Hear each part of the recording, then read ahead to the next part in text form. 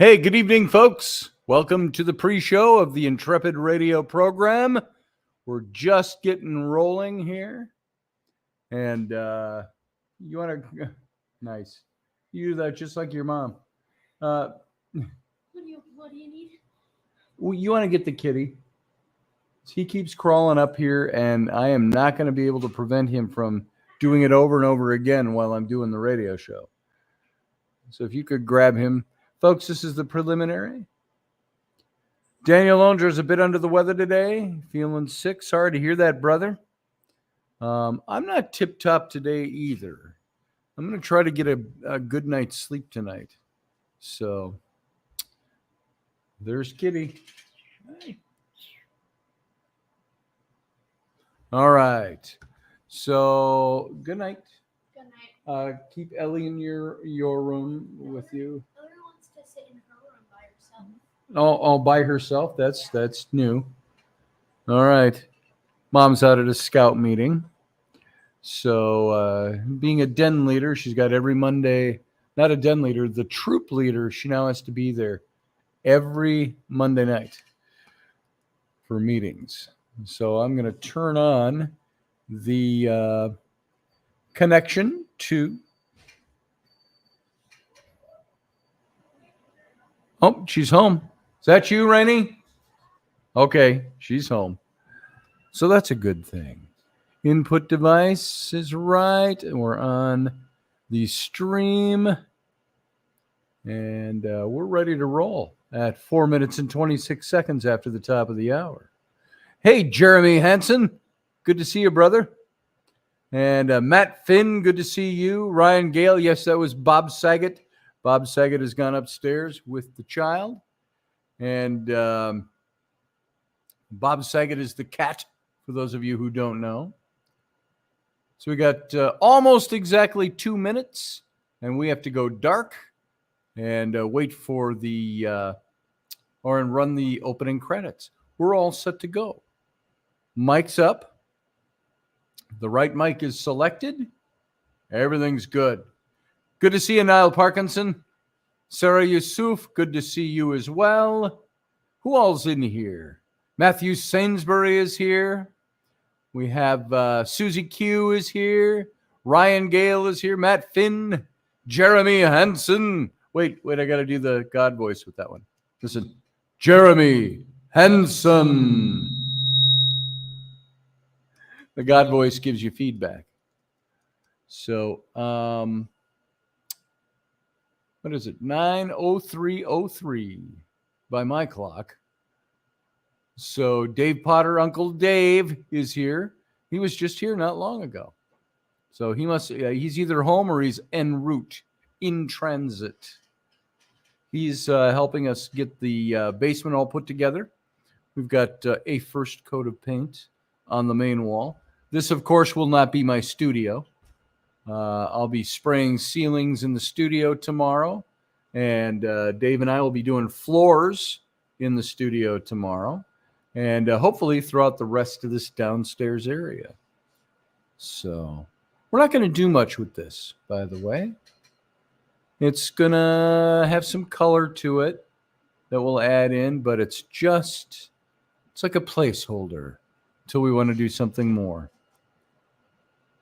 And what do we got? 4:02, 4:03 seconds after the top of the hour. No, it's concrete floors. We're going to throw down Persian rugs and stuff for now, Jeremy. So everybody, you hang on to your butts for a minute. We're going to go out. I'm going to go dark, and we're going to start the show.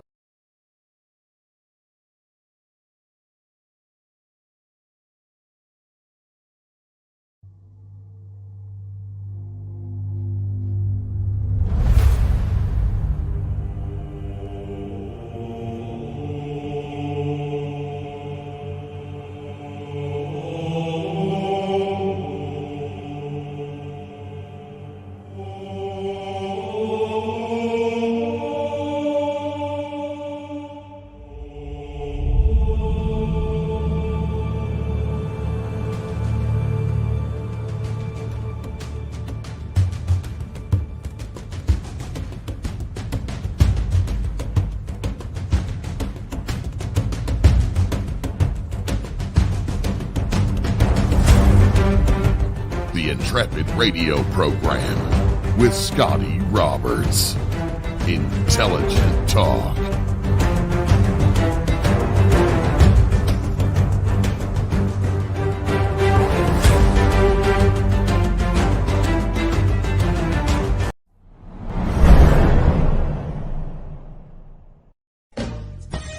Are you looking for a really awesome and amazing graphic designer? How about an illustrator or a photographer? This is Rainey Roberts, and I wanted to tell you how you can get my designer, illustrator husband, Scotty Roberts, to work for you on your project.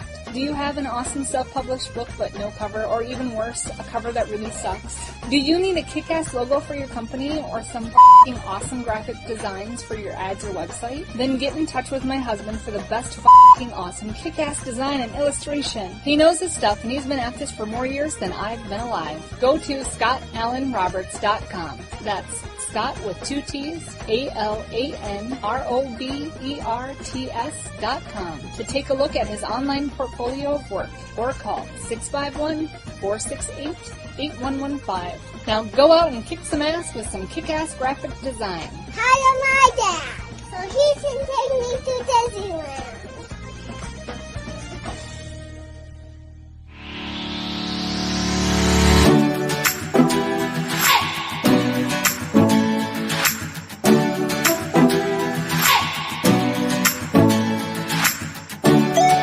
You're listening to the Intrepid radio program with Scotty Roberts.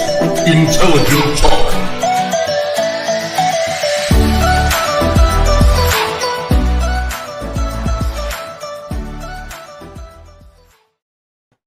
Well, hey, folks, welcome to the show. Happy Monday evening. Here we are, another night in our temporary studio. We got some paint on the walls back here, the concrete walls. But the rest of the studio is going up in another room. Should be ready within the week. And so I want to welcome you to the temporary digs for the Intrepid radio program. And, of course, I'm your host, Scotty Roberts. And you are either listening to this show over at Odyssey Radio, that's ODYSY radio.com, or in one of the three places we simulcast in video. 4 places. 3 of them over on Facebook, my page, Odyssey Radio page, Intrepid Radio page, and then over on my YouTube channel. That's youtube.com/Scotty Roberts. You can come on over if you're not subscribed already. Come on over and hit that subscribe button. And I think you can like the video if you're subscribed or not. And you can also set an alarm so you get announcements for every time the show comes on, if we deviate from schedule. So also, you can hit the join button. There's 3 ways you can join and become a member. That's beyond subscription. And so click the join button. You'll see how to do that. Thank you all for being here. Sarah Yusuf says, "Ugh, I'm with Garfield on Mondays." Matthew Sainsbury. Happy Monday to you. Yep, says Matthew. And Mondays, it's just another day for me. Why? Because I work all the time, it seems. We're always on board. We're always doing. We're always and a freelancer.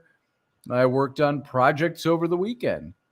And so it's just the way that wheel rolls. So welcome to the show tonight. I'm going to talk about a topic that is maybe a little more serious, but not a full-blown effort on the topic, but talking about somebody who is quite well known for his books on the topic of the Holocaust. And before we do, though, I want to show you this, maybe to lighten things up. You know, I told you Rainey got me a tattoo kit, a pretty nice one, several months back. There's the tattoo gun. It's just a test one. That's why it's got still ink in it. And there you go. So you can hear that. Oh, there's the tattoo gun. And I have accomplished my first tattoo on the fake skin, the pig skin. Now, you're going to look at this tattoo and you're going to say, where do I sign up? You ready? Here's my first tattoo. You like that? Is that sending you? I call it an abstract. And I didn't do any shading. That's just the residue of the ink after I wiped it off. So I could see what I've tattooed. Look at that. All right. Now the line forms to the left. So you can go over there and you can start signing up to get your tattoo done by me. We're starting to book. And so hopefully we don't book out overnight and we have no openings for everyone. So there it is. Tattoos, baby. Tattoos. All right. Enough of that. Rainey was over here helping me, and she was standing off to the side, and she was prepping some ink for me and so on. And Uncle Dave was here. He was sitting over here, and I'm going away on the pigskin. And then Rainey went, she did something with the ink, and she goes, "Oh, no!" And this was sitting on my desk, but this was the result of that. So she got ink all over my computer and all over my Bigfoot casting. So that's not going to come off. It's not damaged. We could just paint that over if we need to. I'm not too worried about that. I was more worried about the loss of ink, which comes in these. For this kit, comes in these because it's practice ink. You can get a lot better ink for doing the 9/11, Michelle Cannon-Free. That's right. Oh, that's the time. I thought you meant I called 9/11. Nah, I didn't call 9/11. So you thought it was a Rorschach test? Look again. What do you see, Sarah? What do you see there? There it is. Rainey actually did one too. Where is hers? It's up in here somewhere. I think she did something up in the top here. Anyway, so I'm working on that, and I've had 23 minutes of training now. I'm almost ready to roll. So once I get up to snuff, though, we're going to start doing tattoos.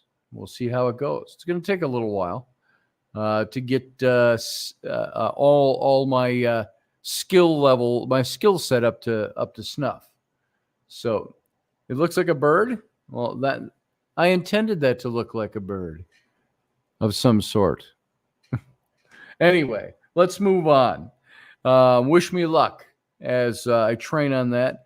This is going to be a week of pretty much doing, unless bigger projects come in, we're going to be, I'm going to be working on learning the ins and outs of doing lines and filling in shades and colors in tattooing. And at the same time, we're going to be painting this whole downstairs and getting that office prepped over there.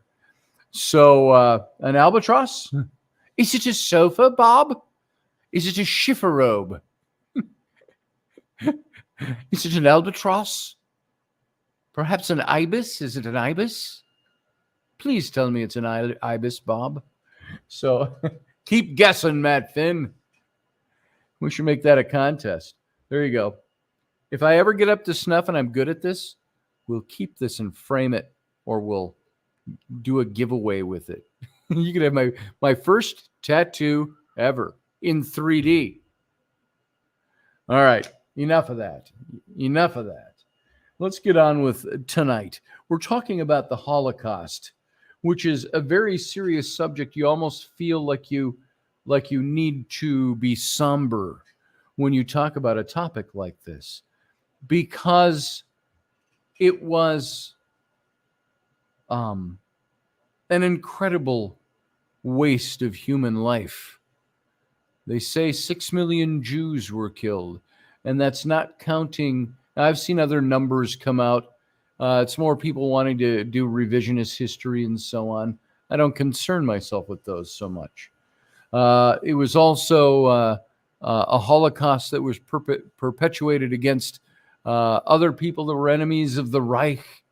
And it was, you had gypsies in large numbers. You had, what's the other group I'm thinking of? Not Roman Catholic. Gay people, homosexuals. to a great extent. And so what you've got that Elderberry, you be quiet over there now. Different topic. We've moved on. You too, Morgan Snow. All I have to do is turn it this way and it becomes a standing palm tree. All right. I'm chatting with the chat room. Folks, if you're not in the chat room, come on over and check it out. So the Holocaust, where basically Hitler found his final solution to the Jewish problem, which it was the scapegoat for all the bad economics and all the troubles in Europe and so on. That's in a nutshell. We're not getting into dissecting it today. I will tell you this, and some of you know this as my listeners. My grandfather was an Hungarian Jew. Now, he was not my blood grandfather. He's my mom's stepdad. After World War I, he married my mom's mother. My mom was about 5 years old in the mid to late 40s. And he was my grandfather that I grew up with. And he was born in the United States. His parents were born in Hungary. And as I've said it when being lighthearted about it, that's why I learned all my Yiddishisms, my Jewishisms. Hey, Roy, good to see you, brother. Glad to have you over there in the chat room. And so this is where I told this story here before. My grandfather, when I was around 9 and 10, he used to go visit his mother, who was in a nursing home up here. She was very elderly. And it was a Jewish nursing home. It was called the Shalom Home. And it had a ring to it. But whenever my grandfather would bring us in, she would want to see. She was sitting in her chair and she had a beautiful blue dress on and white fluffy hair. And she was like, oh, and she had a Hungarian accent on top of it. And she was like, oh, from my lips to God's ears, all the Yiddishisms, all the things that seem so cliche were real things. And that's where I learned them. Oh, from my lips to God's ears. Oh, that mean, oh, you're growing so big and tall. And it was like that. It was a lot of that. And so that whole side of the family, my grandfather's brother and all of his relatives, of course, were descended from Hungarian Jewry. And so my side of the family, my mom, my older brother, my younger sister, and I, we were the four goy in a family, an ocean of Judaica, and as I like to say. And so my family, we grew up around this. And I've told this story before. I'm going to tell this before I dig into this a little bit, is that when my aunt, who is my mom's half-sister, she is the blood daughter of my grandmother and my step-grandfather. And she grew up around a lot of that, and she picked up a lot of that. She didn't talk this way, but when she'd get funny or when she was a very comical person, or get angry, all of those things, they would come out like that. And I remember, I've told you this story before. We were saw Star Trek The Wrath of Khan in the theaters back in 1982. And I never forget a face. Chekhov. But my aunt, when Spock dies in that movie, sorry to give it away if you haven't seen it in the last 40 years, they put him in a tube, and Scotty plays the bagpipes, plays Amazing Grace. And my aunt turned to me and she took on the affectation of that Yiddish voice, and she says, now that when I should die, that's what I want done at my funeral. And you're in charge. I go, okay, Andy, you got it. Now, she was only about 10 years older than I am. And so she was, what was I? I was 24. She was 34. She wasn't an old person, but she was a witch, and she was non-religious, but she was very much a product of her upbringing. So, and when she passed away rather suddenly, back in 1995, she passed away. And it was just a mere 12 years after that movie. I was left a bit in charge, and I got her the bagpiper for her funeral, who came out in full regalia. We were at this domed place. Those of you in the Minnesota area or the Twin Cities know of Lakewood Cemetery in the Uptown area. It's on Lake Calhoun. And the dome in there, it's a mosaic dome, mosaics all over it, and it echoes. It was just unbelievable reverberation and acoustics in that place. And on this half of the main aisle, we had all the goy, all the Gentiles, my family included, and all the kids. My aunt attracted all the teenagers to her in her neighborhood. They all called her mom. She had her son, my cousin, was all their age. And so they were all there. And then on this side, you had the whole Jewish family. And as soon as the piper struck it up, it was the pong, you know how they start. And he played Amazing Grace and marched down in full regalia, the big tall bearskin hat and the kilt and everything, and played Amazing Grace. And I did one of those serendipitous whispers under my breath. And I said to my aunt, I said, there you go. There's your piper. And but all the Jews in the place, your Amazing Grace coming out of the bagpipes, and every one of them, they were all kind of all look around, and they're looking, what the hell is that? And so it was a very fun memory and experience, despite the catalyst of that fun memory being the death of my aunt. But so that was my little story revealing. The reason I brought up my grandfather in the first place is I got his stories from World War II. When he was in World War II, he was part of Patton's Third Army. And he went AWOL during the war to go back to the small town in Hungary where all of his relatives had come from and were still there, many of them, to find his relatives. And when he got, I don't remember the name of the town. I want to say it was like Egret or something like that in Hungary, something similar to that. And he got there, and of course he was informed that nobody is left from his family. And they had all been deported on the boxcars, the trains. And we all know what that meant. That was the final solution to the Jewish problem in Europe. And so he when he was there, he said he fell in love with a redheaded bartendress in this little town in Hungary. And of course, it never went anywhere. But my grandfather, he was 78 when he died in 1996. So somebody do that math for me.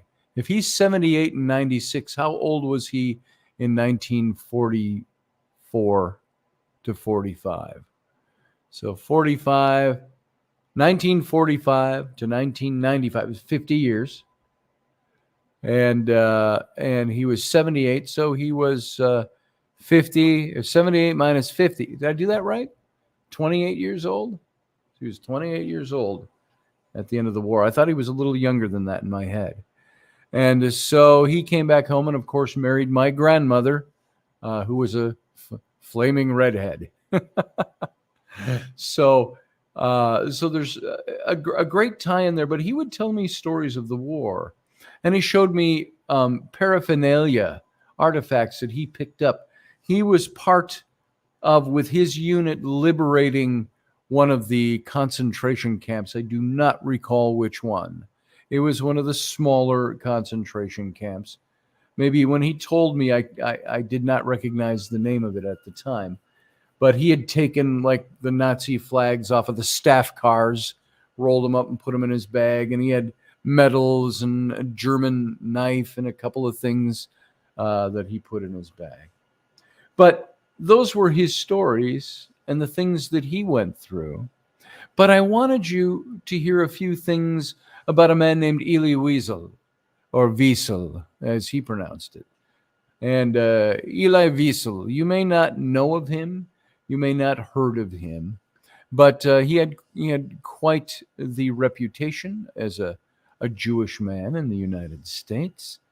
And so you have to ask, who was Elie Wiesel?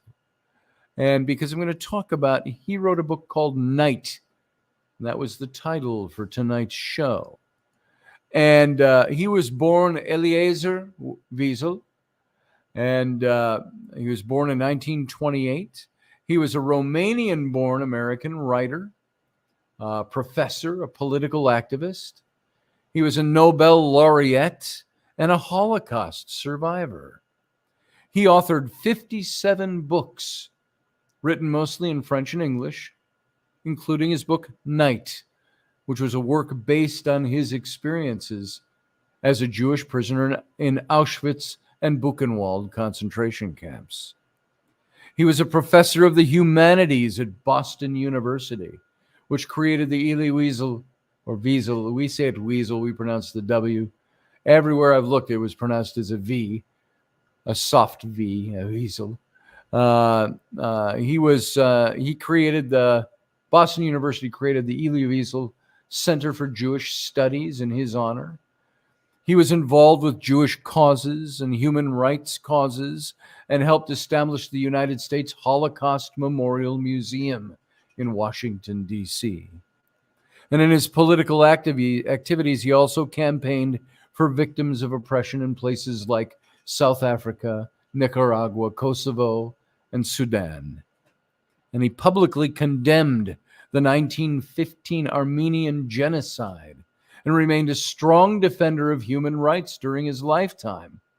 He was described as the most important Jew in America by the Los Angeles Times in 2003. Wiesel was awarded the Nobel Peace Prize in 1986. The Norwegian Nobel Committee called him a messenger to mankind, stating that through his struggle to come to terms with his own personal experience of total humiliation and of the utter contempt for humanity shown in Hitler's death camps, as well as his practical work in the cause of peace, Wiesel delivered a message of peace, atonement, and human dignity to humanity. And the Nobel Committee also stressed that Wiesel's commitment originated in the sufferings of the Jewish people, but that he expanded it to embrace all repressed peoples and races. He was a founding board member of the New York Human Rights Foundation and remained active in it throughout his entire life. And this is the man I'm focusing on for tonight. The Holocaust is much bigger than Elie Wiesel. He's a man who dealt very harshly with his surviving the Holocaust. Not that he wanted to die in the Holocaust, but that he survived when so many others did not. And he had that survivor's grief and that survivor's guilt, which plagued him. And his book, Night, was all about this. And I want to take you through a few things that I found about Elie Wiesel and his writing and his books, because I think it's an important thing. When we say about the Holocaust, never forget, that's not just a trite saying that got attached to it. In humanity, we want to never forget what happened. And when you think about it, there are still people alive today. My grandfather, 78 in 1995,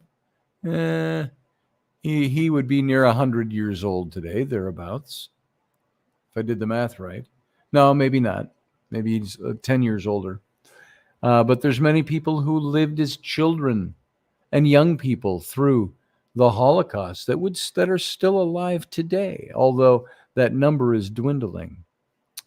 So,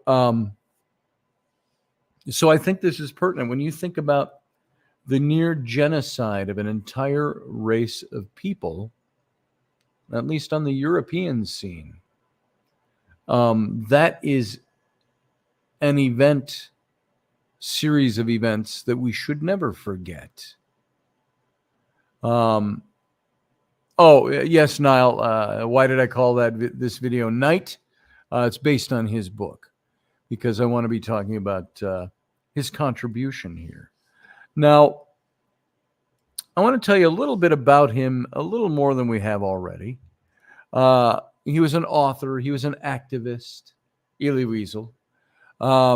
He was a Holocaust survivor. And Eliezer Wiesel was his full name. And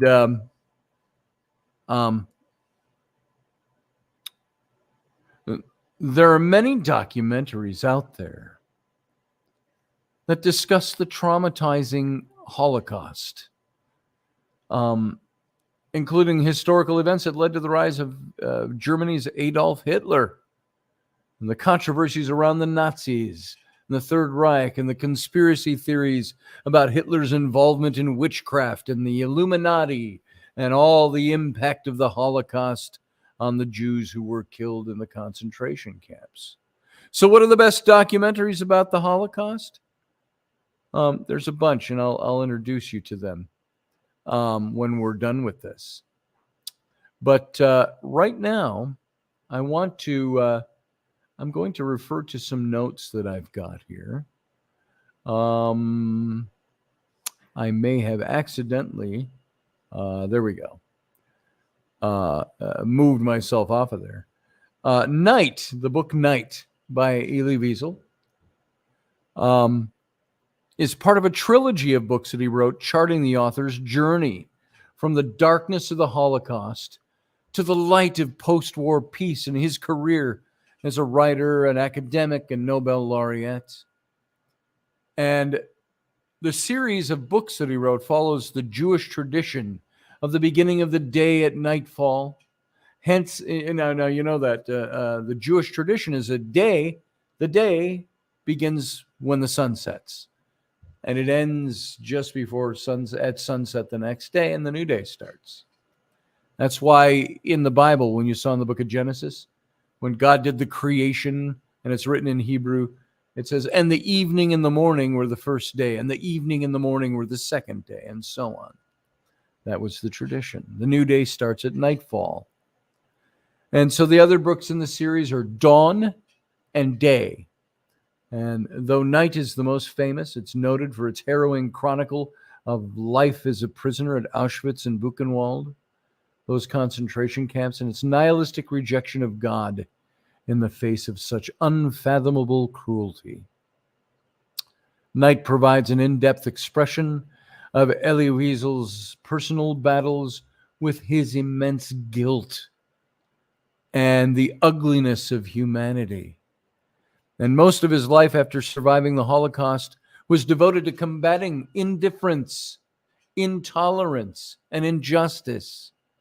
And he became an accomplished writer, a professor, and an overall champion for human rights.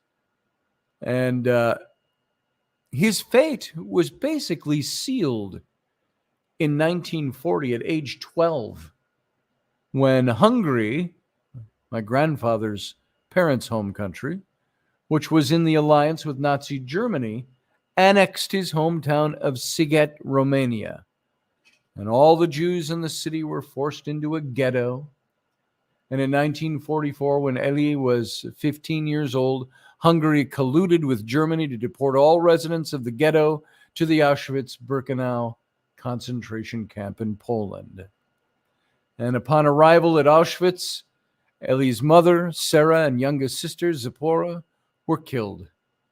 And he and his father, Shlomo, were separated from his other sisters, Hilda and Beatrice. Elie and Shlomo were transferred to Buchenwald concentration camp, where his father died. I'm going to tell you that there is not just an interest in the Holocaust for me, but because of my grandfather's past and the stories he would tell me, I grew up with a very healthy understanding and a very healthy interest. Can you be interested in genocide or attempted genocide? Yeah, you can be, because you're interested in finding out what happened, what really happened, what all went on there. I still have, to this day, I have a desire to go see Auschwitz. Not the same desire I would put on going to see, going to Scotland or going to Israel or going to Egypt or going to Disney World. None of those are the same thing. My desire to go there would be to step on what I would consider to be a sacred place in humanity. And I've heard it's very solemn there. Rainey was not at Auschwitz. She was at, I'm not sure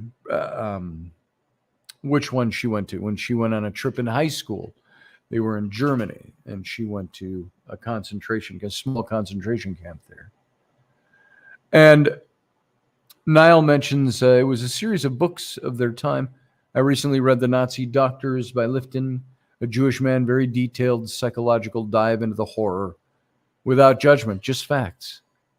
At the same time, if you've never seen it, Spielberg's movie Schindler's List,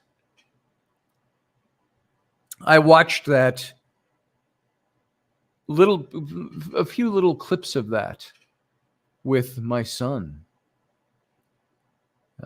Flynn, not long ago. And Rowan, because they asked. And they had not heard this in school yet about this.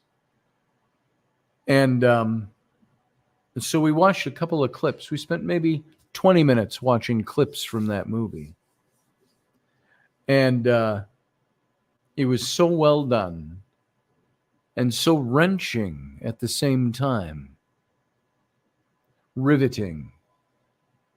It was Jeremy Hansen. It was a great movie, and a movie that needed to be made. And it stands as Schindler was not a Jew, but he was a man who saved Jews. And he didn't care before the war. He didn't really care at the beginning until he saw it up close.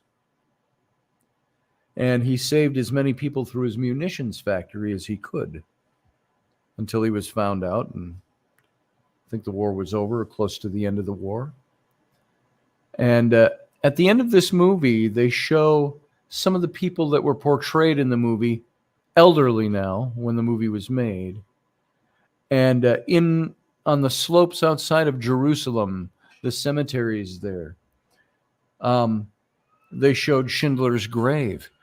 And all these Jews who he had saved, and the actors who portrayed them, and many others lined up to all put a little stone on his tombstone. And very moving. I would highly recommend, if you have not seen the movie, to take the 3 hours it takes to watch that movie and watch it. It's an important movie. And I wouldn't say that about many films. So it's well worth seeing. So, Corey Ten Boom was another one Matthew Sainsbury brought up. But back to Elie Wiesel. He saw babies thrown into a fire his first night at Auschwitz. Not far from us, Elie Wiesel recounts, flames, huge flames, were rising from a ditch. Something was being burned there. A truck drew close and unloaded its hold. Small children, babies, Yes, I did see this with my own eyes, he says. Children thrown into flames. Is it any wonder that ever since then, sleep tends to elude me, he says. He was asked a question in an interview. On your first night in the camp, you saw babies being thrown into the flames. Can you ever forgive those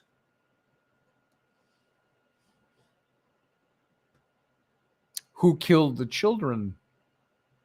And Wiesel said, Who am I to forgive? Only the children themselves could forgive. If I forgive, I should do it in their name. Otherwise, it's arrogance. That was his response to that. He also appears in a very famous photograph from the Holocaust. And I did not think to burn this for you, so I can't show it to you on the show tonight. But there was a photograph that was taken by American military personnel on April 16th of 1945. If you do your math, this is the day after Hitler, I believe it was the day after Hitler committed suicide. And 5 days after the liberation of the Buchenwald concentration camp. Now, maybe Hitler died a little, I'm thinking of his birthday, I think, was in the middle of April. So somebody can look that up. It's not crucial to what I'm saying, but this was after the war was ended, after Hitler's suicide, the surrender. 5 days after the liberation camp of Buchenwald concentration camp, it was labeled, the photo was labeled, "These are slave laborers in the Buchenwald concentration camp near Jena. Many had died from malnutrition when U.S. troops of the 80th Division entered the camp." It's since become a famous photo, this photo, showing the horrific conditions Allied soldiers encountered upon liberating the campus. Camps, I'm sorry. Campus. I was just going to say campus is an awfully trite word for this, but I looked at it wrong. The other men in the photograph include Abraham Hitler, Igznak Berkovics, Michael Nicholas Gruner, and Perry Schulman. They are recognized people who lived, who survived this. And of course, Elie Wiesel himself is in the photograph near the background on the second row of bunks where they're all crammed in looking at the camera, the American soldier who took the picture. Wiesel barely avoided being exterminated as Nazis evacuated the concentration camps. Wiesel discussed the final days in Buchenwald before the camp's liberation, and countless internees were killed by Nazis as they attempted to evacuate everyone before the arrival of the Allied liberators. They wanted them all dead. They wanted no witnesses left that could tell the tale. He was asked, "Do you remember the day you were released from the camp?" And he responds, April 11th, 1945. The Americans were close by and a few days before that. And on April 5th, the Germans had decided to evacuate all the Jews. Every day they would evacuate thousands, and most were killed upon leaving. I was in a children's block with other adolescents, and we were left until the end. But every day we marched to the gate anyway. I was near the gate more than 5 times before I was released, and each time the gate closed just before I came to it. So he avoided extermination. After the war, he moved to France and eventually became a journalist in Paris.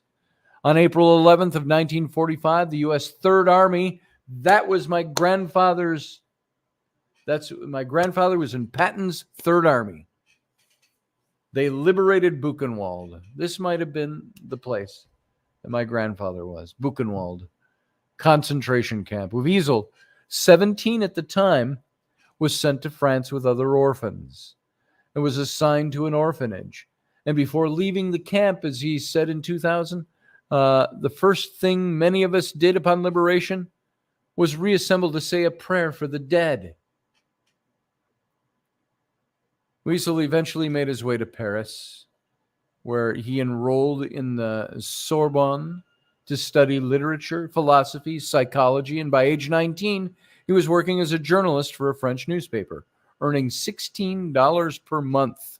That's what people want an hour nowadays. So you can see economic times have changed.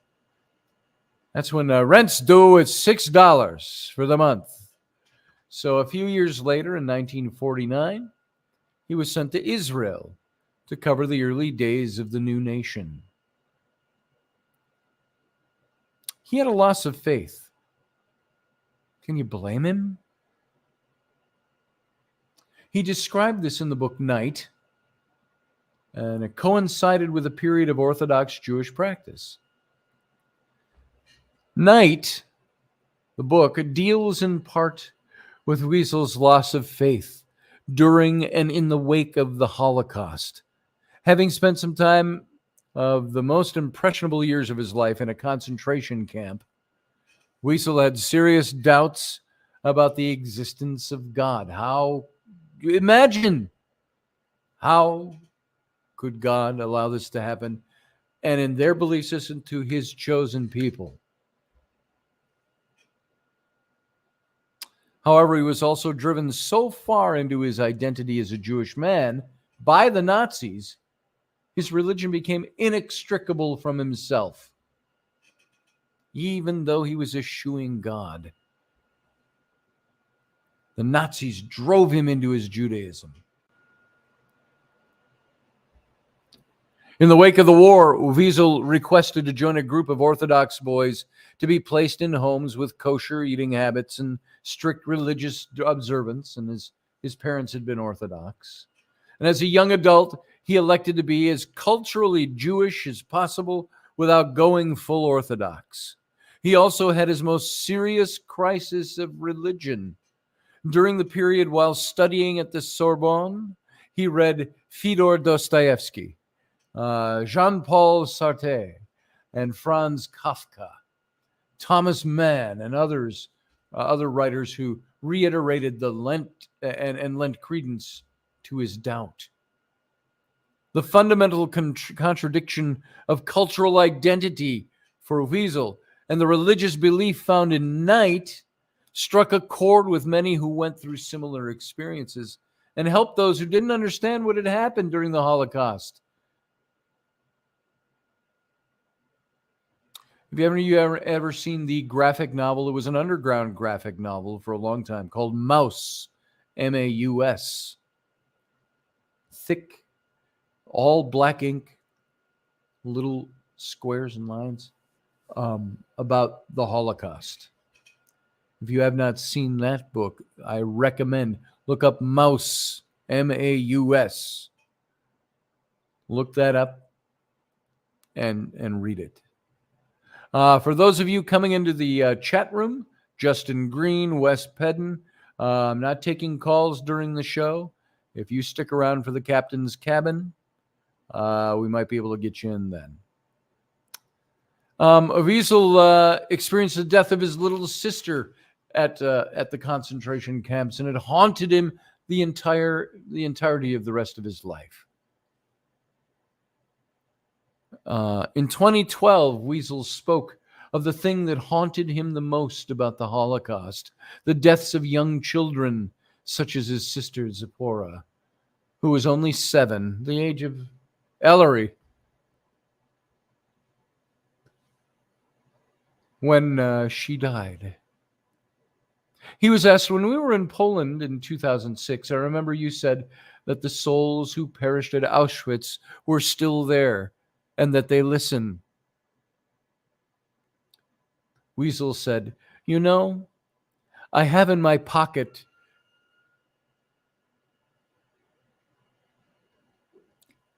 the picture of my little sister, which I've never spoken about, not even with you," his interviewer. "The only time I cry, it's not when I speak about my parents, but when I speak about my little sister." She was 7. Why do you think that it is speaking of her that still brings the tears? Because of a life unfulfilled, unlived? And Wiesel says, Why the children? He said, my God, why the children? You know that 1.5 million children were killed straight from the train. Do you know that what the Nazis have done to humanity? How many among those children could have grown up to become scientists, physicians, poets, scholars, friends of humanity, saviors of the world? What have they done to the world? He says.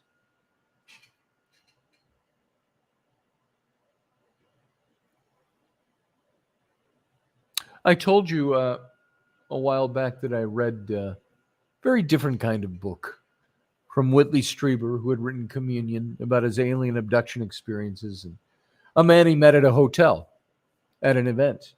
And he wrote a book called The Key. And this is a man, he never identified him. He's wondering if he was like an archangel or something like that, sent to speak to him. That was his own personal take on it. He's never seen him or heard from him again. But the man came to his room and spent hours talking with him. And he wrote this book. And one of the profound things that he said was that the earth lost so much, humanity lost so much in the Holocaust because there were, the way this man said it to Strieber was, he said, there were people who died in that Holocaust who were supposed to go on to do great things for humanity.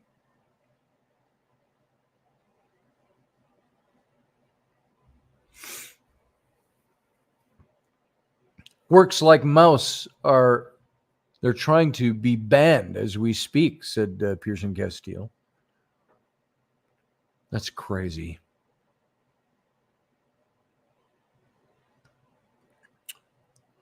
Wiesel's father, we only have a couple of minutes left here on this, and I have a bunch more material. I'm going to stop it there for a second. Do you know, I get the same reaction from this that I did when I talked about Native America and the push westward, the conquering of the American West, and the atrocities and the genocide and the killing. And I think of that song that I recited to you not long ago, recent past, from Stan Rogers, The House of Orange. He's talking about Ireland. And Niall, you may have heard this the night I did that. But he talks about, in that song, maybe this is a good way to go out with the radio audience. Because the song goes like this. I don't know if you know the song. I speak directly to Niall on that because you're Irish and you're over there in Ireland now. But Stan Rogers said, I took back my hand and I showed him the door.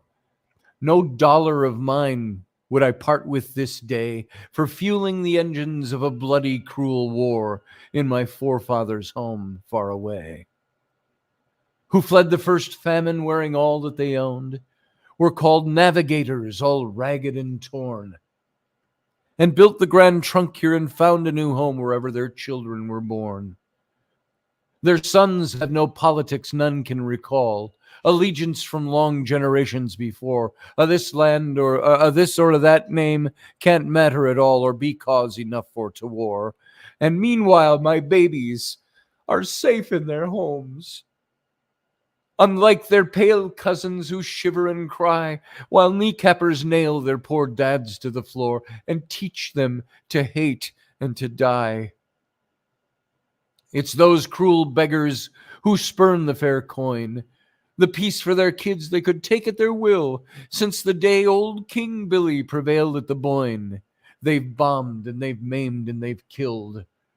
Now they cry out for money and wail at the door, but home rule or republic, 'tis all of its shame. and a curse for us here who want nothing of war. We're kindred in nothing but name. All rights and all wrongs have long since blown away. For causes are ashes, where children lie slain. Yet the damned UDL and the cruel IRA will all go murdering again. But no penny of mine will I add to the fray. Remember the Boyne! They will cry out in vain. For I've given my heart to the place I was born, and forgiven the whole house of Orange, King Billy and the whole house of Orange. Stan Rogers' song. We got to get out of here for the radio audience. You can stick around, and we'll be back with the captain's cabin. So for now, all of you out there, never forget. Live long and prosper.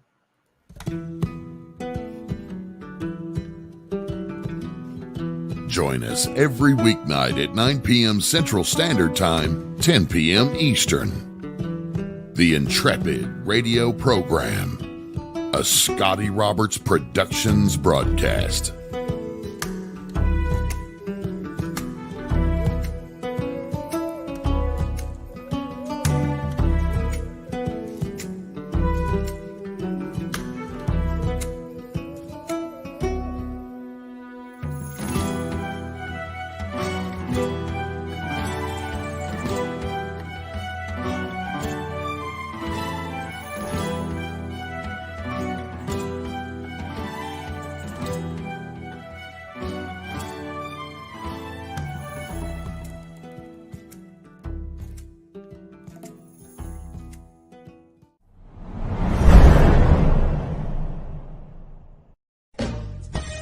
Are you looking for a really awesome and amazing graphic designer? How about an illustrator or a photographer? This is Rainey Roberts, and I wanted to tell you how you can get my designer, illustrator husband, Scotty Roberts, to work for you on your project. Do you have an awesome self-published book but no cover, or even worse, a cover that really sucks? Do you need a kick-ass logo for your company or some f***ing awesome graphic designs for your ads or website? Then get in touch with my husband for the best f***ing awesome kick-ass design and illustration. He knows his stuff, and he's been at this for more years than I've been alive. Go to ScottAlanRoberts.com. That's Scott with 2 T's, AlanRoberts.com to take a look at his online portfolio of work, or call 651-468-8115. Now go out and kick some ass with some kick-ass graphic design. Hire my dad, so he can take me to Disneyland.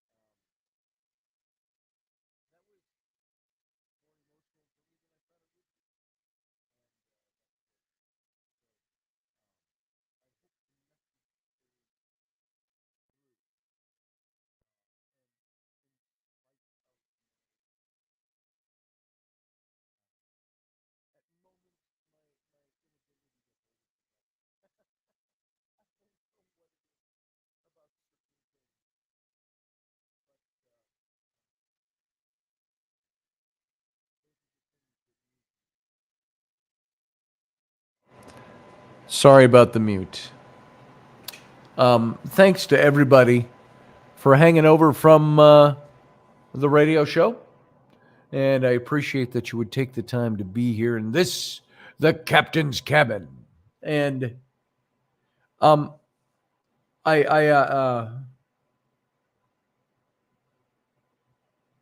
didn't realize when I started this topic today the emotions I would go through with it. And there's a part of me that wants to apologize. You don't listen to this show to have me haltingly and stutteringly getting so gripped by the emotion of something I'm talking about that I can't express it. And so I hope you got the message that was there. We didn't get through the material. And I've got more of it. I don't know if I want to carry it on tomorrow night.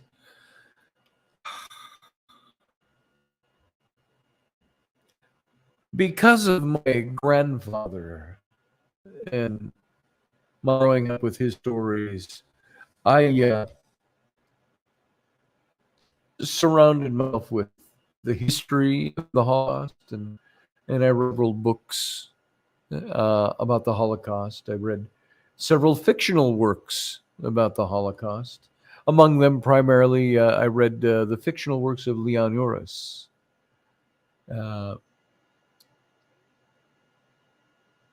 He wrote some very familiar books about the Jewish people. One of them was the book Exodus, which was made into a movie in the late 50s. I think it was the late 50s. You've heard the music from it. You had dun dun dun dun dun dun dun dun dun dun. That's that piece that was written for that movie about the reestablishment of the state of Israel. I read that book, thick book, like this. And I read that back in like 1980, 81, 82, somewhere in there. There was another book that he wrote that I read. It was a much smaller book. It was called Mila 18, or Mila 18, which is a street address. And it's a street address in the Warsaw Ghetto in Poland. And I forget the characters' names. I have not reapproached that book since I first read it. And I may have mentioned this before. For as a lesser-known book from a very famous author, that was the first book I ever read that gripped me so tightly that I wept reading it, and I had to put it down. The only other book that I ever had that same reaction to was Bury My Heart at Wounded Knee by D. Brown. I had to put those books down. God, it's not that I can't handle things. It's that sometimes when I read a book, I'm not a slow reader, but I read slow when I read a book. Why? I want to absorb the book. I don't need the speed to get through the book. I need to absorb what the author's saying. I want to see the words he's writing. And so I would read slowly, and because I did that deliberately, I read those. And I hear the voices of the characters. And there are scenes that just gripped me. Mila 18 was about the Jews in the Warsaw Ghetto in the 1930s. Sorry, Niall, you're catching this a few minutes late. Yeah, I was mute at the very beginning. Sorry. And I don't even know why I turned it down tonight. There's no reason to. So I muted it during the break. So sorry, folks, for that again. Yes, Sarah Yusuf, sometimes the energy of sensation produced is overwhelming. That's very true. And so I read those two books. And I read other books. I had done artwork back in the early 80s. Within the same year or two from that, I did a piece of art that was the liberation of, or I'm sorry, not the liberation of, the declaring of the state of Israel. And I don't even know where I might have that, but I'm going to look for something here. This is something I did 40 years ago. I'm just curious to know if I have this. And if I don't, I have no idea where it is. The piece of art I did.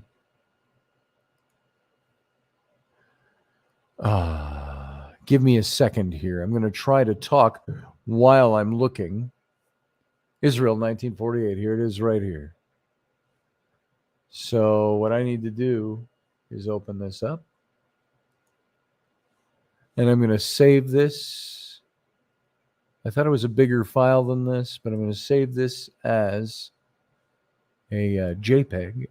I'm sorry, a PDF. And I'm going to show it to you. Hoi. So let's save this. I don't need to do that or that. Save the PDF.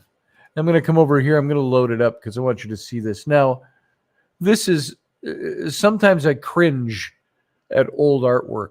This is artwork from, this was 40 years ago. I drew the picture in pen and ink, real fine line, and I watercolor washed it. And my style wasn't even fully developed yet.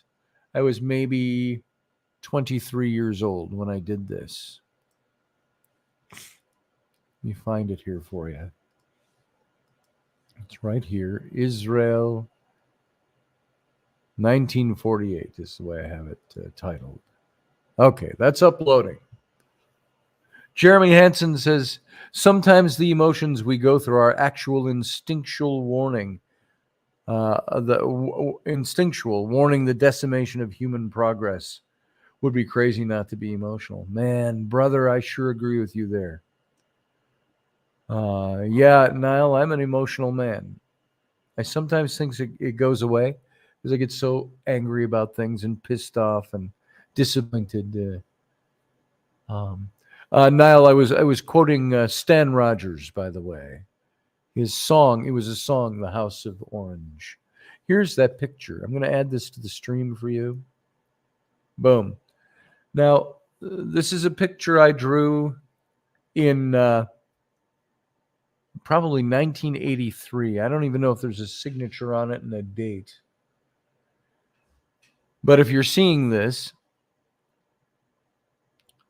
and it's not finished. If you look at it, it's not finished. The crowds in the background, I never filled in the colors there. But this was taken, it's a composite from some photos I saw of the UN's decision to recognize Israel as a nation. And so you can see there, their 1948 painting. I did this painting in 1983, Matthew. It's of Israel in 1948. The declaration of the state of Israel. And so I just wanted to show you that. I was thinking about these things in my 20s, 40 years ago. And it's because of my grandfather. I'm actually in this picture. I painted myself in. I had a red beard back then, but I didn't paint my beard red in this picture. My style is so different nowadays, by the way. This would look so different now. But can you see where I am in that picture? And I don't look the same. My hair's white now. Jeremy says, I watched a woman get arrested for trying to steal food for her and her son. It bothered me for a week. You know, those are the things that there should be no charges. You're like, look, you can't steal, but let me direct you to a place where you can get something. Pearson Castile says, I think sometimes these disasters can give people PTSD, even though they never experienced it. Mine, for example, is 9/11. I never experienced it, but yeah, it haunts me every day.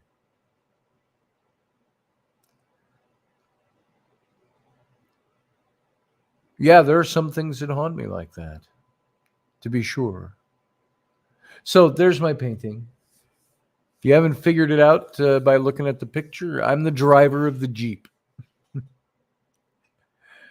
wearing my military green jacket that I had back at that time.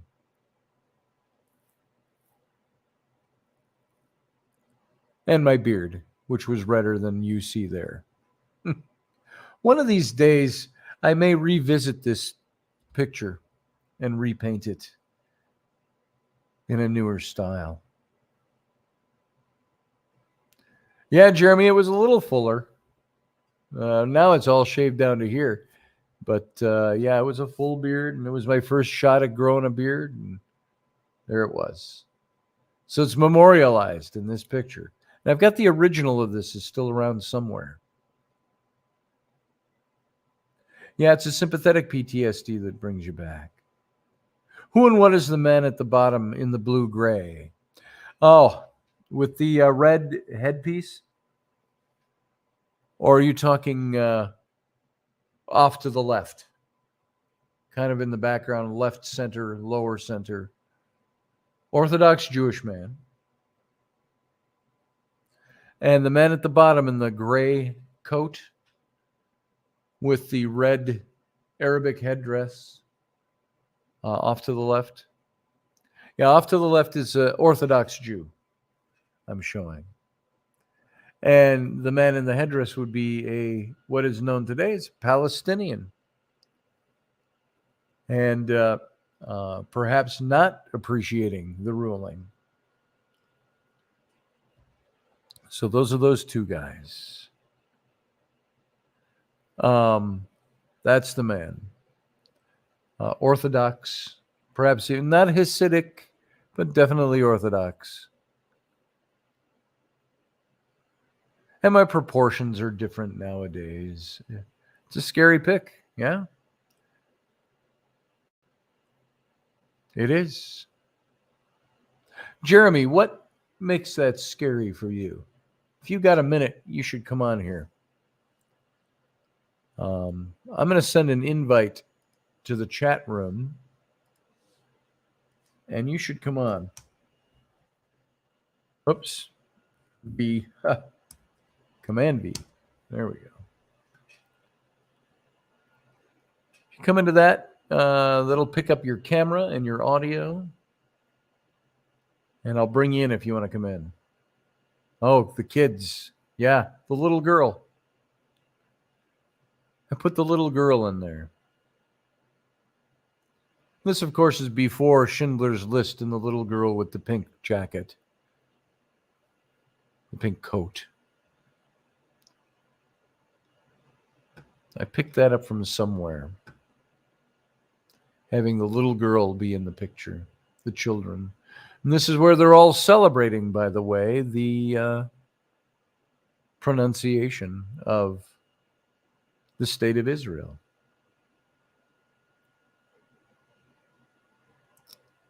An unfinished piece. Ha, ha.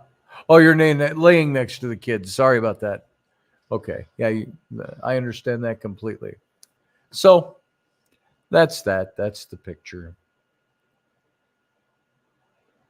I, of course, did lots of religious pictures that dealt with Jerusalem and the Jews and so on, but never quite. This is an historical piece for me. And it's not a very good piece, but it's yes. David Ben-Gurion declared it. There was he didn't declare it. He spread the news. Golda Meir was there. Who was the man with the eye patch that looked like Yul Brynner. He was a general in the army. Something else he did in the government as well. Think of this: the 7 Days War, 7 days or 6 Day War. Yeah, pick is prophetic, brother. The topic is, who was the general with the eye patch, bald, fought? Moshe Dayan. That's it.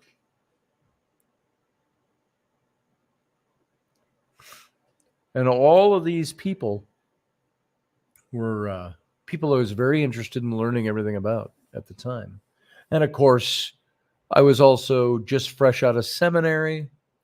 I was in ministry, and the state of Israel meant something to me. It meant something very prophetic.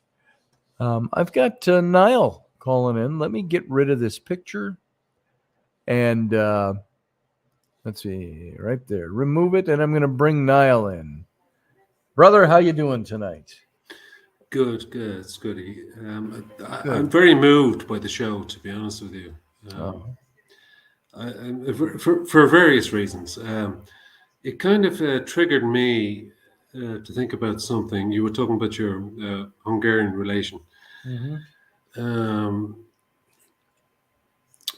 My grandmother was involved in the Easter Rising. She was a very young girl. Yeah. She was only 17. It's 1917, correct? Yes, in 1916. 16. And she was. It was the uprising was a complete disaster from an Irish point of view. Where it was completely bound to fail. But she was involved in what was called the Hoth gun running. So she had to go out in these fishing boats and hide these Lee Enfield rifles, which they were kind of stolen or sold off from the British Army and brought into Dublin Harbour, and then distributed to the troops who were taking positions throughout the city during the rising on that particular day. And that group of women were called Cumann Amán, or the Women of Freedom. And she was given a bronze medal. She survived it. She had to go into a burnt-out building because the British Army were very quick to react when they read the Proclamation of Freedom from the steps of the General Post Office in the middle of O'Connell Street. So then the big guns came in straight away, and there was a few snipers on the roof, took out a few British troops. So basically, it was all over before it began. And she escaped imprisonment, but all her paraphernalia, her medals, and including her jacket and stuff, they kind of got lost. And through a process of through the generations, that the people became unconcerned about the sacrifices of others. My mother and my father never really seemed inclined to look for that medal. The medal eventually disappeared. But it really upset me for many years about the suffering that you went through and the belief system and the risks that she took as a woman in this country at that age. Like she would have been shot on the spot. The political situation between Ireland and England was so fraught that anybody, give it man, woman, child, they would have been shot on the spot if they had firearms, especially not rifles in a fishing boat. So I was very upset about that, and I was very, how could this happen? How could this kind of sense of misunderstanding about history occur? And I often thought, I would like to write about this in some way, or I've tried to draw about it over the years. But it's very hard to get that emotional. I understand that. That emotional distance, but connection at the same time, because going back to what you were saying about the Holocaust, I tend not to let my emotions override my curiosity these days, because I can't afford to, because there's too many triggers. There's just too many triggers, and they're not large triggers. They don't have to be like what I just described. They can be something that can set you off on an emotional tangent that doesn't make sense to the people around you, but it's something to do with your past, or something that was left unsaid by your family, or something that some horrible situation that happened in your own land or overseas or whatever, that you can't quite reconcile within your own mind. And you're a big reader like I am, so these triggers happen all the time.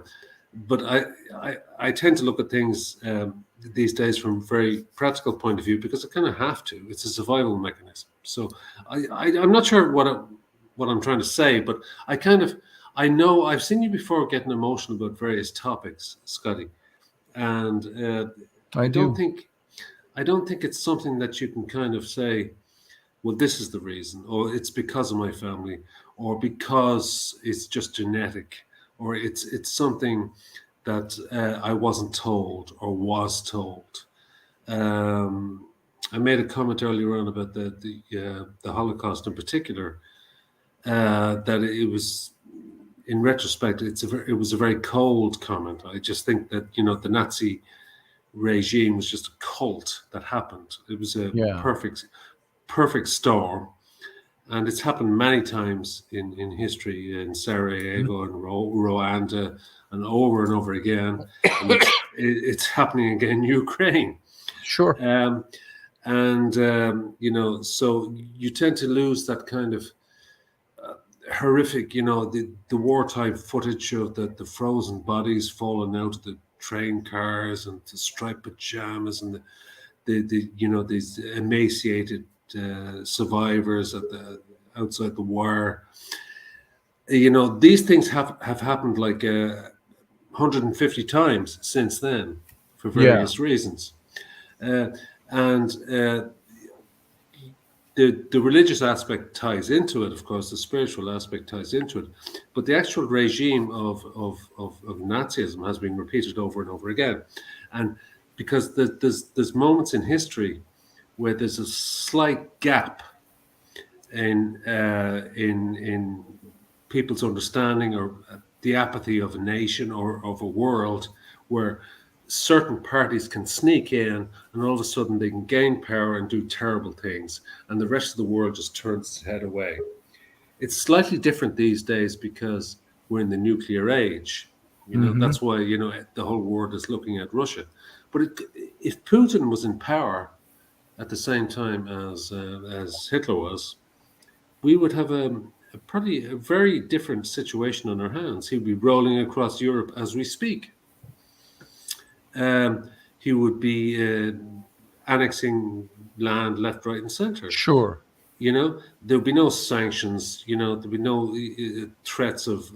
The only thing that's keeping people like him in check is the fear of, well, if I throw them a bomb, they're going to throw one back. Simple as, So it's not as simple as tanks. You roll the tanks across the lines, then you throw in the missiles, then you throw a few threats around. So it's like a constant Cold War, but all of a sudden you're gaining ground. But if that was 70 or 80 years ago, I mean, he would have just taken off. Right. And so from that point of view, it's very easy to get over emotional about the Holocaust, because these Holocausts have repeated themselves throughout history ad nauseum, before and since. They have. And I'm not sure whether that's a point I wanted to make or just an observation, but we often forget that Nazism was not a once-off thing.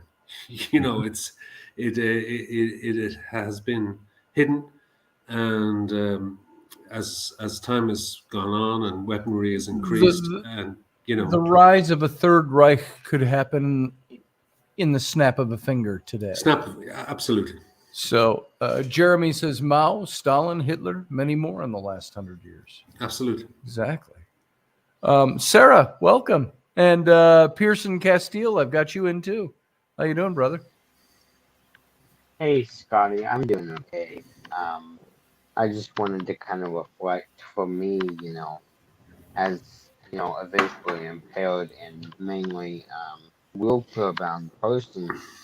I think the thing that scares me honestly the most about things relating to the Holocaust is you don't have the same amount of power to the people that you did back in the 40s with Hitler and whatnot.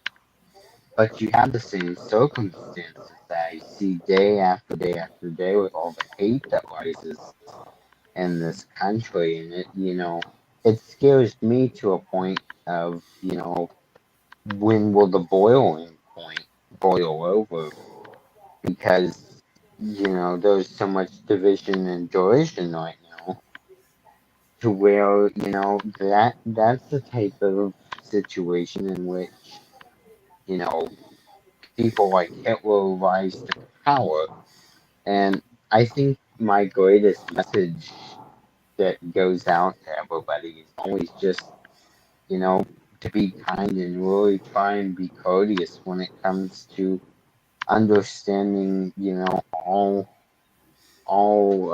beliefs and stuff, because it's really easy to get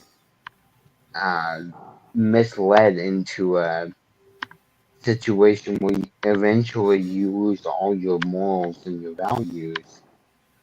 And sadly, that's the thing, especially with younger people, that I'm seeing so much on the internet these days is, they don't really seem to have much of a sense of a value a lot of the time anymore.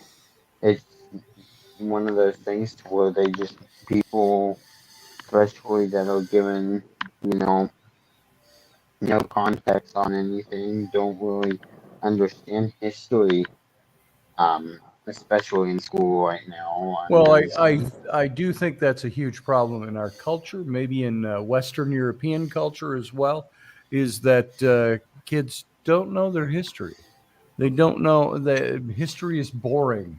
It's a set of dates and numbers, and so they easily forget those things if they ever even really learned them.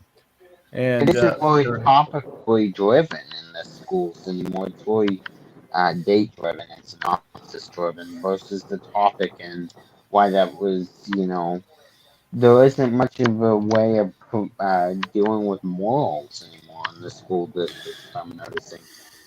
Because it's so topical driven that they don't really focus on the underlying meanings. Like, you don't see very much, you don't see any emotion with these things, You don't see much debate. You're absolutely right, Castile. And I would describe it as a moral kind of circuit breaker that the current generation have. There's just a circuit breaker that goes off in their head. There is no kind of emotional connection to history or trauma, because trauma is something that they look at on their phone, and they kind of take 30 seconds of it, and it's in another country, and it's and we're desensitized to it. Yeah, we're desensitized, and there's a whole generation, a whole two generations at this stage that are brought up in that kind of. So that sense of an emotional kind of reaction to horror is kind of been wiped away in a way. So I totally agree with you. And in the school system. Yeah, I mean, if you're teaching history to kids these days, I'm not sure how it works, but I doubt they'll actually. I would love to teach history to kids. Yeah, because I think it would be great to actually go into the psychological and moral aspects without getting into, the religious aspects or the spiritual aspects necessarily, even though they're all tied in. But to actually show something horrifying. I remember when I was about, oh God, it's going back a long time ago. Yeah, I was in art college, and I was doing fine art, and my chosen medium was or well, my medium was kind of mixed media and stuff like that, but my chosen kind of area was horror and decay. And I remember at one stage that one of my tutors says, "I want you to watch something, and it might give you something to think about." And he showed me a video, a very short clip, about 35 seconds, of somewhere in Central Africa where there was some kind of tribal dispute, and they were literally pushing the elders of the tribe and some children and stuff into a trench, and they were covering them with branches, and they were setting the branches on fire. And as the branches kind of burnt down, some of the people tried to get through, and there was a couple of guys who would kick them back down into the trench. And he says,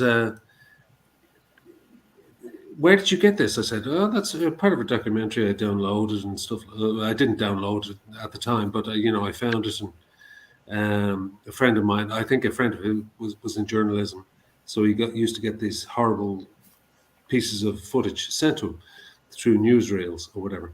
But that always stuck to me, of this almost casual kind of, and I never forget the look on the people's faces as they were being led to the ditch. It was just resignation, and they were just thrown into this shallow ditch covered with branches, and the branches were set alight and they burned to death.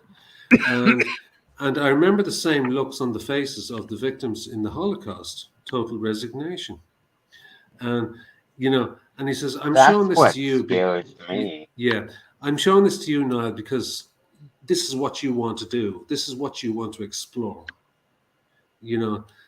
Moral decay. And I was shocked, and it stayed with me to this day. I'll bet. Yeah, that stuff.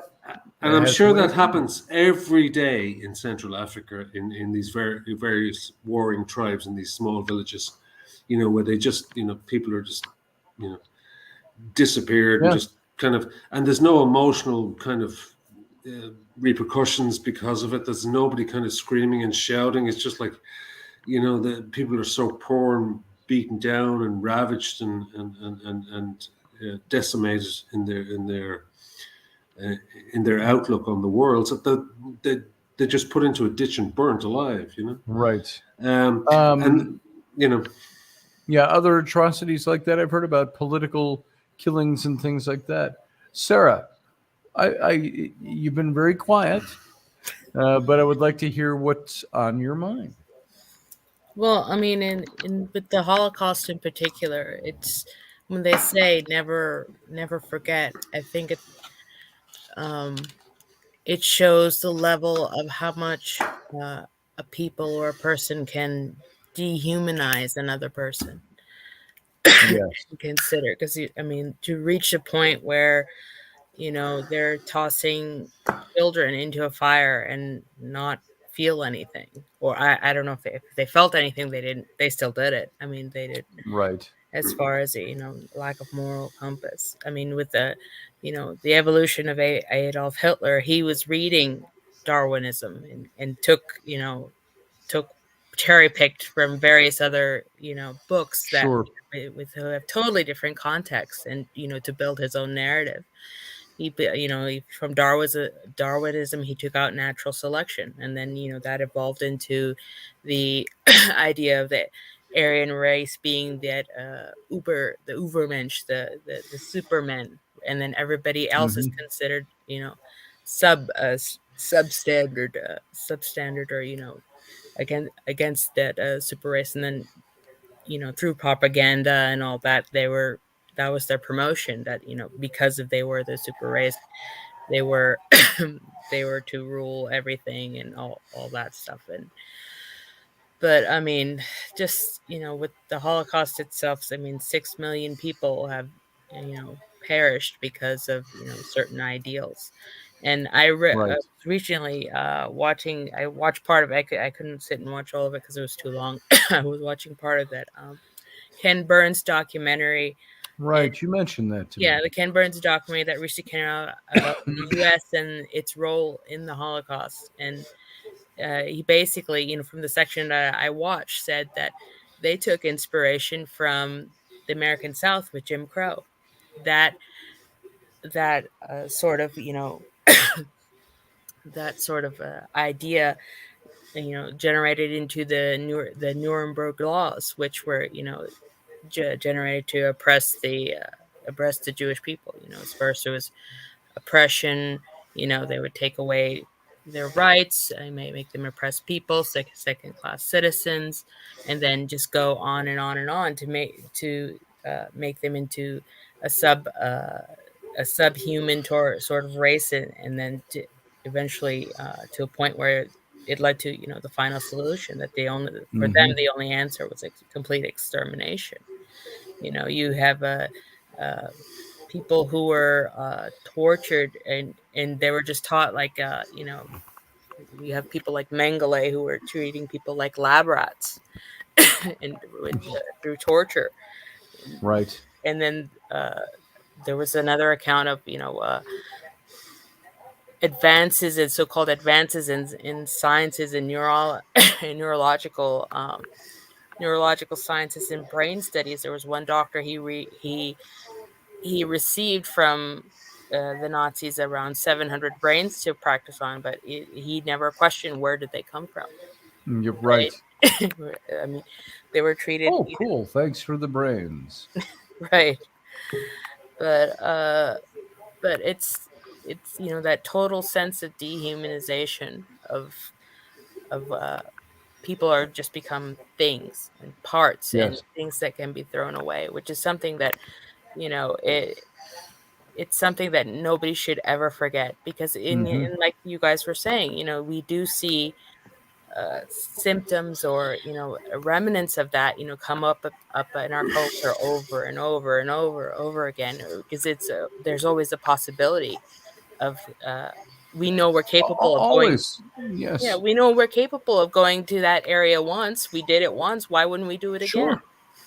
It's repetitive behavior. And the people that would generally put forward this kind of I don't know what to call. I'm looking for labels. For this thing to happen again, you would need to have people who are not conscienced the same way as others. They see their acts as righteousness in their own eyes, and they would carry it out. And to think, don't anybody fool yourself to think that can't happen now, that can't happen in this country, that can't happen around the world again. Uh, Right. it can. Absolutely. And But yeah, so sorry, go ahead. and it totally can. And we have to, through history and learning of history, we have to guard ourselves against that sort of ways and thinking, because ultimately, in some ways, Nazism didn't arise out of just one evil man's Right, vision. right. There was a people who uh, after the world wars and everything, Germany felt like they were the oppressed ones. They felt Yeah. like they were the world was putting their heel on their neck. Their Well, economy you was gone. look Yeah, at our country even now, Sarah. How many people sitting in office could, and by now I mean in present day, how many people would it take to create a regime, a totalitarian state? It wouldn't take much. And frankly, the people in charge, like in Germany, that's what made me think of this when you mentioned it. There weren't that many people in charge, but those people in charge sure motivated a hell of a lot of followers to do their Yeah, bit. yeah. It's similar to what happened on January 6th. That could have went a totally different way. could have It gone could have totally different happened. way. Totally different way. Yeah, and in any other country or places where people are people feel like they're marginalized or passive. I mean, ultimately, they're going to stand up for themselves. I mean, look what happened. Look what's happening in Iran right now. Yes. That young lady was taken a lot of protest about that in a country that doesn't allow protest like that. Right. Yes. Right. So, I mean, one lady was killed in custody for, not covering her hair properly. And then, now we have another uprising. I'm sure there's other elements to that. It's not just that, but I mean, I would love type to of see the society. extremists out of power there. Right. And I'm sure a lot of people would. And finally, I mean, even though there's, we have to divide our attention between every single area of the world, it gets difficult. You have things going on in Ukraine, you have famine going on in Africa, you have this going on in Iran, and we only have so much attention, our attention spans, and top of taking care of our day-to-day stuff. I mean, even when during the pandemic, it was like, to the point was like, okay, I can't even watch the news anymore. I just have to focus on what is right in front of me. What is it? What do I have control of right now? And it's that sort of attitude is, yes. We as people should have, an active political life, which, most people are nowadays. They're either burnt out or, it's like, okay, it's like, if whoever you choose on whichever side, you're still screwed. So, why does it matter? And I don't believe that. I don't. I mean, I'm not, either the Democratic or Republican side. I'm not happy with either. But, it's like you're choosing which of the lesser evil just to get through to the next day. I get that. I hate to say this. I'm going to have to wrap this up. This is unorthodox to say these kinds of things, but I have literally a pounding headache behind my forehead and my eyes. I don't know if it's the emotional buildup on top of being tired, but all of a sudden I'm sitting here and I'm trying to listen to you guys and contribute, and my head is going to blow up. And I don't get headaches very often. So, That's fine, Scotty. Make sure you drink enough water. I've been drinking water all day. So there's no worries. The proof. No worries. So both of you, thank you for being here, and everybody who's trying to call in. Sorry I can't take the call. I'm going to wrap this tonight. Okay. Pearson, thank you for being here. And everybody else, thank you for being here.